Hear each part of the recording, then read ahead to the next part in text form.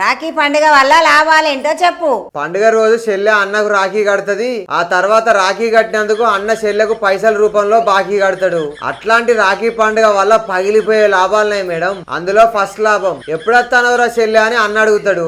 ఆ ముచ్చటిన్న పిల్లం ఇది ఇప్పుడు ఎందుకు వస్తాందో ఏమో అని అచ్చిరాని తిట్లన్నీ తిట్టుకుంటే కిచెన్ లో పోయి కూర వండుతుంది. రెండో లాభం, చెల్ల బస్సు దిగిందని ఫోన్ చేయగానే బండి వేసుకొని బయలుదేరుతాడు అన్న. ఇక అక్కడకు పోయి బావని చూడంగానే షాక్ అవుతాడు. చెల్లె అత్తే ఒక చికెన్ తోనే పోతుంది. అదే ఇప్పుడు బావ వచ్చినని బీరు కూడా తాగిపియాలని లోపల పానం అంతా ఆగమాగం అవుతుంది. మూడో లాభం, ఆడిబిడ్డ ఇంట్లో అడుగు పెట్టనే వదిన ముఖం అంతా మాడముఖం పెట్టుకొని బయటికి బాగున్నవారా అని అడుగుతుంది. లోపల మాత్రం వీళ్ళు వచ్చినందుకు పైసలన్నీ గట్టి కొడితే అని బగబగ మంటలెత్తది. నాలుగో లాభం, రాఖీ కట్టేటైనా లోపల చెల్లెకు టెన్షన్, మా అన్న ఎంత పెడతాడో ఏమో అని. ఇంకో వైపు అన్నకు టెన్షన్, చీర పెడితే చీపుకుండదు అనుకుంటదేమో అని, పైసలు పెడితే తక్కువ పెట్టింది అనుకుంటదేమో అని. ఇక మరోవైపు పెళ్ళంక అయితే గుండె గుట్ట గుట్ట గుట్ట కొట్టుకుంటూనే ఉంటది స్పీడ్ గా. ఈ ముండ కొడుకు లోపల ఎన్ని పైసలు పెడతాడో ఏమో అని అటు ఇటు తిరుగుతా ఉంటది. బయటికి మాత్రం తీయగుండే సీడ్ తింటారు, తీయటి ముచ్చట్లు చెప్పుకుంటారు.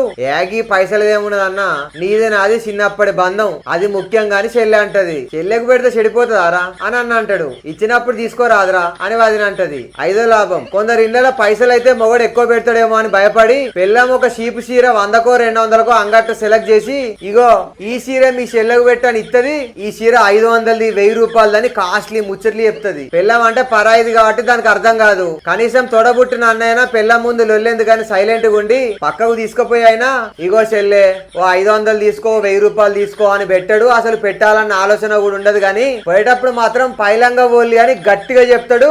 పోయినాక అమ్మాయ అనుకుంటాడు. ఆడబిడ్డ అంటే ఆడబిడ్డ, ఈడబిడ్డ కాదు. ఫైనల్ గా చెప్పేది ఏంటంటే, ఇక్కడింట్లో వదినా కూడా ఇంకో ఇంట్లో ఆడబిడ్డే.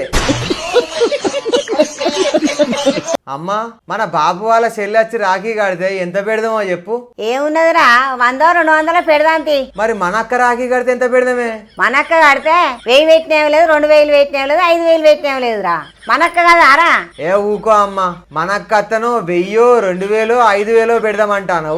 అదే పాపం బాబు వాళ్ళ చెల్లి అంత దూరం వచ్చి కడితే 100-200 అంటాను. ఇక గా మాత్రం దానికి ఆ 100-200 పెట్టుడెందుకే, అసలు పెట్టకుండా ఉంటే అయిపోద్ది కదా. ఆమె ఫ్రీ బస్సులు వస్తుంది, రాఖీ కడుతుంది, ఓ సీట్ నోట్లో పెడుతుంది, అదే బస్సులో ఫ్రీగా వెళ్ళిపోతుంది. సరే తీరా, నువ్వు ఎట్లా చెప్తా అట్లా. పైసలు పెట్టుడు అద్దన్నావు కదా, అయితే ఏం పెట్టకుంటే మేతి వచ్చినా కడుతుంది, అట్టిగానే పోతుంది. ఆడదాని మత్తులో పడితే ఏమైతుందో చెప్పు. అసలు ఆడది అంటేనే ఒక మత్తు మేడం. ఇంకా వాళ్ళ మత్తులో పడడం ఇంకో గమ్మత్తు. దానికి పనిచేయదు ఏ తాయిత్తు.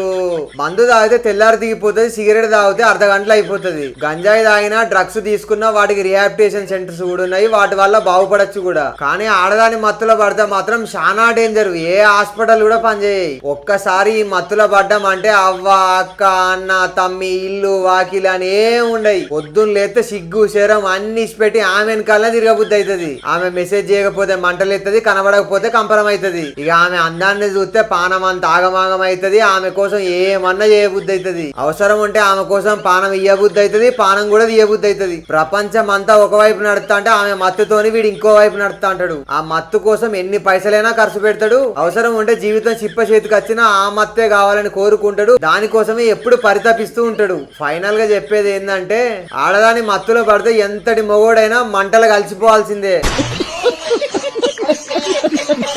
చికెన్ తినడం వల్ల లాభాలేంటో చెప్పు. బతుకున్నప్పుడు దాన్ని కోడి అంటారు, ఆ కోడిని కోసినాక దాన్ని చికెన్ అంటారు. ఆ చికెన్ వల్ల మస్తు లాభాలున్నాయి మేడం. ఉత్తప్పుడు బెండకాయ దొండకాయ కూర అయితే తినట్టు తిట్టుకుంటే కొంచెం కొంచెం తింటారు. అదే చికెన్ ముక్కలు ప్లేట్లుంటే మాత్రం ముఖం వెలిగిపోతుంది, ప్లేట్ కాలైపోతుంది. అవసరం ఉంటే అట్లాంటి ప్లేట్లు 2-3 కాలైపోతాయి. చికెన్ తోని అట్టిగా అన్నంలో తినచ్చు, మందులకు మంచిగా తినచ్చు, పండుగ రోజు తినచ్చు, పార్టీ వేసుకున్న తినచ్చు. దాంతో బిర్యానీ చేస్తారు, పకోడీ చేస్తారు, చికెన్ 65 కూడా చేస్తారు. ఆ ఒక్క చికెన్ నమ్ముకొని హోటల్ రెస్టారెంట్లు గట్టిగా నడుస్తాయి. మన ఇంట్లో చికెన్ అడితే వాసన పక్కింట్లో పోతుంది. ఇక అది తెలిసిన వాడు ఏం ఎరగనట్టు ఇంత కూరుంటేసి అని గిన్నె పట్టుకొని అడక తినేటోడు వచ్చినట్టు వస్తాడు. ఫైనల్ గా చెప్పేది ఏంటంటే, చికెన్ తింటే బాడీకి ప్రోటీన్ వస్తుంది, ఇంకా గట్టిగా తింటే దొడ్డికి పెడుతుంది.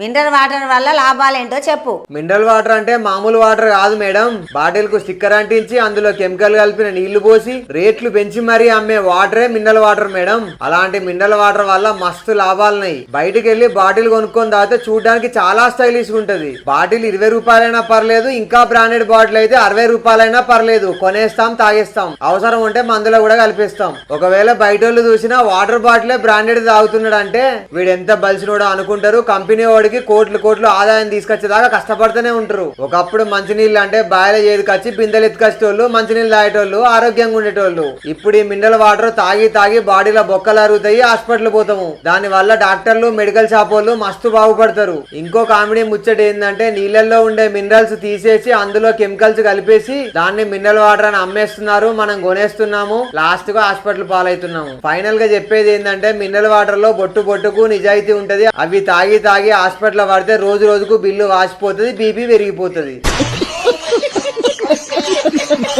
జాబ్ లేకపోవడం వల్ల లాభాలేంటో చెప్పు. జాబ్ లేకపోతే పొద్దున్నే లేవాల్సిన అవసరం లేదు మేడం. ఎవరు లేకపోతే పొద్దెక్కేదాకా హాయిగా వండుకోవచ్చు. లేకపోతే అయ్యవ్వ తిట్లతోని సుప్రభాతం ఇనుకుంటే లేవచ్చు. ఊళ్ళో అందరూ జాబ్ ఎప్పుడు చేస్తామని ఇజ్జత్ తీసినట్టు అడిగినా ఇజ్జత్ చంపుకొని తిరగచ్చు. అండ్ శాలరీల కోసం ఎదురు చూడాల్సిన అవసరం లేదు. లీవుల కోసం బాసును బతిమాలుకోవాల్సిన అవసరం అస్సలు లేదు. ఈఎంఐలు, క్రెడిట్ కార్డులు, అప్పులు అని ఏం ఉండయి. ఎందుకంటే జాబ్ లేనివాడికి ఎవ్వడు కూడా వాడిని నమ్మి ₹1 కూడా ఇయ్యడు. అది కాకుండా దోస్తులు వెంబడేసుకుని ఊరంతా తిరగచ్చు, ఎంజాయ్ చేయొచ్చు. ఎప్పుడు పడితే అప్పుడు మందు కొట్టచ్చు, పాన్ డబ్బాల పొంటి సిగరెట్ తాగొచ్చు, ఖాళీగా ఉండొచ్చు, కాలేజ్ పోలీలకు లైన్ లేయచ్చు. వాళ్ళకు చిరాకు వచ్చి కంప్లైంట్ చేస్తే పోలీస్ స్టేషన్ లో పొంటి తన్నులు కూడా తినచ్చు. ఫైనల్ గా చెప్పేది ఏంటంటే వాన రాకపోతే మబ్బులకు, జాబ్ లేకపోతే మనుషులకు అస్సలు విలువ ఉండదు. ఆనిమల్ లవర్ అని ఎవరిని అంటారు, ఎందుకు అంటారు? మేకలు, కోడి, చేపలు, రొయ్యలు, గుడ్లు, పందులు, అడవి పందులను ఇష్టపడి తినే వాళ్ళను యానిమల్ లవర్స్ అంటారు మేడం. మేకని కొత్తే మటన్ అంటారు, కోడిని కొత్తే చికెన్ అంటారు. ఈ ప్రపంచం మొత్తం ఎతికినా సరే మన కోసం నిస్వార్థంగా ప్రాణాలు ఇచ్చి మనకు ఆహారం అయ్యేది ఒక యానిమల్స్ మాత్రమే. అందుకే కావచ్చు జనాలకు యానిమల్స్ అంటే బాగా ఇష్టం. అలా ఇష్టపడ్డ వాళ్ళు యానిమల్ లవర్స్ అంటారు. నీకు తెలిసిన ఒక లవ్ ఫెయిల్యూర్ కథ చెప్పు. సరే మేడం, నాకు తెలిసిన ఒక లవ్ స్టోరీ చెప్తాను. నార్మల్ గా దాన్ని స్టోరీ అనడం కంటే వాడి గుండెల మీద దాడి చేసిన ఒక యుద్ధం అనుకోవచ్చు. వాడి పేరు రాజు. బై బర్తే రాముడు మంచి బాలుడు అన్నట్టు పుట్టిండు. ఆడోళ్ళు కనబడంగానే కళ్ళు దించుకుంటాడు, అడ్డం అత్తే తప్పుకుంటాడు. అట్లాంటోనికి కాలేజీలో ఒక అమ్మాయి కనిపించింది. ఇక అంతే, వాడి గుండె గూగుల్ మ్యాప్స్ లేకుండానే ఆమె ఇంటి దారి పట్టింది. రోజు ఆమె వెనకాలనే తిరిగేటోడు, ఒక్కసారన్నా తిరిగి చూసి నవ్వుతుందా అని. ఒక రోజు భయాన్ని బయటపడేసి ధైర్యాన్ని కడుపులో పెట్టుకొని లావుగున్న వీడు ఐ లవ్ యూ చెప్పిండు. ఆమె కూడా లవ్ యూ టూ అన్నది. ఇక అప్పటి నుండి తిండి మర్చిపోయిండు, నిద్ర మర్చిపోయిండు, కానీ ఫోన్ కు ఛార్జింగ్ పెట్టుడు మాత్రం ఆపలేదు. ఇట్లా కొన్నేళ్లు మంచిగానే గడిచింది. ఒక రోజు ఏమైందో తెలియదు కానీ సడన్ గా కలిసి మనం బ్రేకప్ చేసుకుందాం అని చెప్పింది. ఆ మాట వినంగానే వాడి గుండెకు బొక్కబడ్డది. ఎందుకు, ఏమైంది అన్నాడు. మా ఇంట్లో ఒప్పుకోవట్లేదని చెప్పింది. అయితే పారిపోదామా అన్నాడు. పైసలున్నాయా అని అడిగింది. దోస్తుల దగ్గర అప్పు చేస్తా అన్నాడు. అవి అయిపోయినాక ఎట్లా మరని అడిగింది. అయినా ప్రేమకు పైసలు అవసరం లేదన్నాడు. ప్రేమకు పైసలు అవసరం లేదు, ఒక ఫోను వాళ్ళ రీఛార్జ్ ఉంటే చాలు, రోజులు గడిపేయచ్చు. కానీ పెళ్లికి పైసలు ఉండాలి. అవి లేకుంటే జీవితం అంతా గోసలే ఉంటాయని బ్రేకప్ చెప్పి వెళ్ళిపోతుంది. ఇక ఆ బ్రేకప్ తోని వీడికి బుర్రంతా బద్దలైనట్టు అనిపిస్తుంది. లవ్ ఫెయిల్యూర్ సాంగ్స్ అన్ని డౌన్లోడ్ పెడతాడు. ఆ తర్వాత లైన్ వెనక లైన్ స్టేటస్ పెడతాడు. ఇక ఆ పొల్ల మాత్రం ఇన్విటేషన్ కార్డు ఇంటికి పంపుతుంది, పైసలతోని పెళ్లి చేసుకుంటది. అది తెలిసిన వీడు బాధతోని బ్రాండీ తాగుతాడు. ఆమె పెళ్లికి డీజేలా బాగుండాలమ్మా పాటకు డాన్స్ ఎత్తాడు. ఆ తర్వాత కొన్ని రోజులు ఏడుతాడు. ఇక చేసేది ఏం లేక రీల్స్ చూసుకుంటూ నవ్వుకుంటాడు. ఫైనల్ గా చెప్పేది ఏంటంటే పైసలు లేకపోతే ప్రేమ ఉండదు, చేసుకున్న పెళ్ళం కూడా ఉండదు, ఎవరితోనో పోతుంది. అడిక్షన్స్ వల్ల లాభాలేంటో చెప్పు. అడిక్షన్స్ చాలా రకాలున్నాయి మేడం. అండ్ ఆ అడిక్షన్ల వల్ల చాలా లాభాలు కూడా ఉన్నాయి. అందులో ఫస్ట్ ది ఫుడ్ అడిక్షన్. బిర్యానీలు, బర్గర్లు, పిజ్జాలు, ఫ్రైడ్ రైస్ లను తింటారు. ఆ తర్వాత లావ్ అవుతారు. ఆ లావ్ తగ్గియాలని జిమ్ముల చుట్టూ తిరుగుతారు. రెండోది మొబైల్ అడిక్షన్. ఆ మొబైల్ ఒక్కసారి చేతిలో పడ్డదంటే బయటి ప్రపంచం షట్ డౌన్ అవుతుంది, ఆన్లైన్ ప్రపంచం ఆన్ అవుతుంది. ఇది కాక బెడ్రూమ్ లా, హాల్ లా, కిచెన్ లా, ఆఫీస్ లా, బస్సులా, ట్రైన్ లా, ఇట్లా ప్లేస్ తో సంబంధం లేకుండా అన్ని ప్లేస్లలో ఒకటే ఒత్తుడు. మళ్ళా మళ్ళా మెదడుకు ఒత్తిడి అయితే నన్ను ఏడ్చుడు, దాని గురించి స్టేటస్ పెట్టుడు. మూడోది మంద అడిక్షన్. మెల్లగా ఒక్క పెగ్గని స్టార్ట్ చేసి అది ఒక నాటికి జగ్గు అవుతుంది. ఆ తర్వాత అట్లాంటి జగ్గులు చాలా అయిపోతాయి. మనిషి పుట్టినా సచ్చినా పెళ్లి చేసుకున్నా పిల్లం అవగారింటికి పోయినా లవ్లో పడ్డా లవ్లో ఫెయిల్ అయినా ఇట్లా అన్నిటికీ మందే తాగుతారు. అది లేకపోతే ఆగమాగం అవుతారు. నాలుగోది అమ్మాయి అడిక్షన్. ఏదో ఒక పొల్లతో లవ్లో పడేదాకా పానం నిమ్మలం ఉండదు. ఇక లవ్లో పడ్డాక పార్కులు సినిమాలు షాపింగ్లని కాళ్ళు నొచ్చేదాకా తిరుగుతారు. బిర్యానీలు పిజ్జాలు బర్గర్లు అని లావెక్కేదాకా తింటారు. ఇక కొన్ని ఏళ్ళు గడిచినాక ఆ పొల్ల ఎవరినో పెళ్లి చేసుకుని వెళ్ళిపోతుంది. వీడు ఏడుపు ముఖం పెట్టి వాట్సాప్ లో సాడ్ స్టేటస్ పెట్టుకుంటాడు. ఐదోది సిగరెట్ అడిక్షన్. ఫస్ట్ ఒక్కటే పఫ్ పీల్తా అని స్టార్ట్ చేస్తాడు. ఆ తర్వాత నోట్లో నుండి పీల్చి ముక్కుల నుండి పొగలు వదులుతాడు. అట్లా సంవత్సరాల తరబడి తాగి తాగి లంగ్స్ ఖరాబ్ అవుతాయి. అయినా కూడా ఇష్టపెట్టాడు. గాల్లో పొగలు వదులుతూనే ఉంటాడు. ఏదో రోజు గాల్లో కలిసిపోతాడు. యూత్ వల్ల లాభాలేంటో చెప్పు.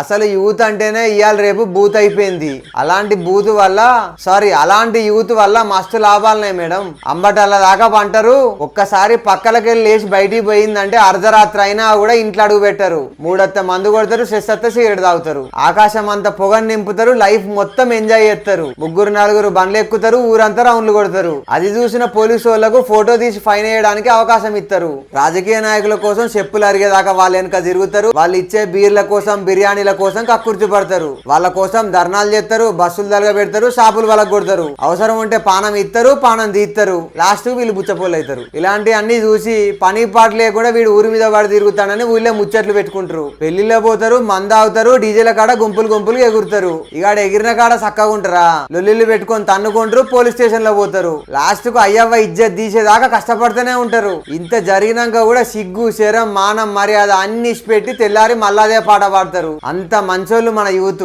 అందుకే ఇట్లాంటి యూత్ అంటే నాకు చాలా ఇష్టం. ఇలాంటి యూత్ ఎంత ఎక్కువ ఉంటే అంత తొందరగా దేశం బాగుపడుతుంది. ఫ్రీ బస్ వల్ల లాభాలేంటో చెప్పు.